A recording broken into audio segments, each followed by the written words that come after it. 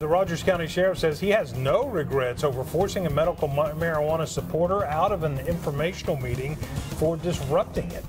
Well, video of that encounter is, of course, spreading online. News on 6's Emery Bryan is live on the story for us in Claremore. Emery?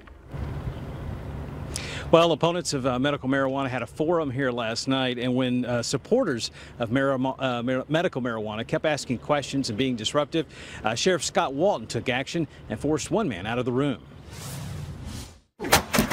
The sheriff grabbed Chip Paul by the neck and forced him out of the room, out of the lobby, and outside during a meeting about medical marijuana.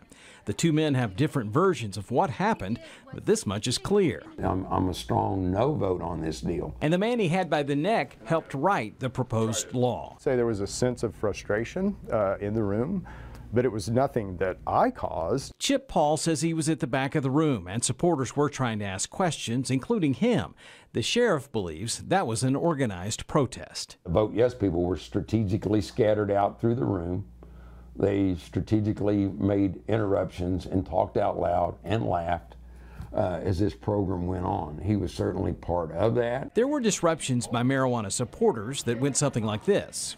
So you're telling me that cannabis has the same effect as opiates? You know what? There's a lot of people here besides you. Most of the talking was less disruptive than that exchange, and there is no audible disruption just before the sheriff grabs Paul and forces him out. I was not there to cause any problems. I would have left of my own volition had I been asked to leave. I was not. I was physically assaulted.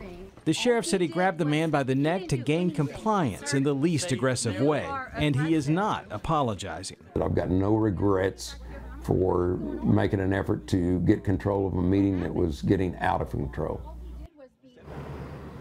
And Chip Paul says he's talking with a lawyer about legal action, and he says even though he has been to hundreds of these meetings, this is the first one that anyone has been kicked out of.